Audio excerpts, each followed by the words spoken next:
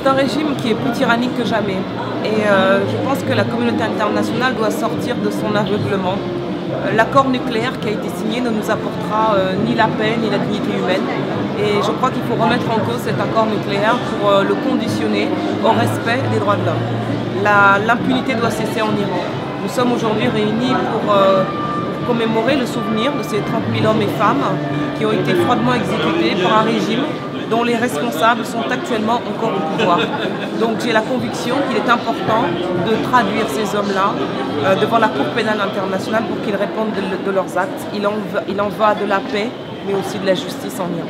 On ferme les yeux sur les droits de l'homme pour espérer faire des affaires avec un pays dont l'économie est quand même tenue par des milices militaires. Et la France ne s'en tirera pas à bon compte. On ne peut pas se proclamer pays des droits de l'homme et fermer les yeux sur des violations aussi flagrantes des droits de l'homme. Donc ce silence, pour moi, reste incompréhensible. C'est la raison pour laquelle c'est important que le pays, qui est la France, qui accueille la résistance iranienne depuis plusieurs années maintenant, en étant l'hôte, doit absolument réagir en demandant notamment effectivement que les responsables de ces crimes-là soient traduits devant la Cour pénale internationale, en conditionnant l'accord nucléaire au respect des droits de l'homme, en permettant à ceux qui résistent de pouvoir revenir dans leur pays sans que leur sécurité soit mise en cause. Voilà ce que je crois devrait être la position de la France. D'abord, je crois qu'il est important d'assurer la sécurité des résistants iraniens.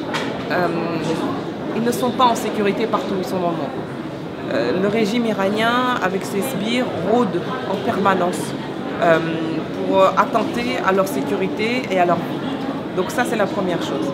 La deuxième chose, c'est qu'on apporte un soutien clair et net à ces organisations sur le plan politique, en leur donnant les moyens logistiques d'organiser la résistance. Et puis, troisièmement, il faut que dans toutes les organisations internationales où siège l'Iran, la pression soit forte sur ce régime-là, parce qu'il faut pas seulement l'affaiblir de l'intérieur, mais aussi de l'extérieur.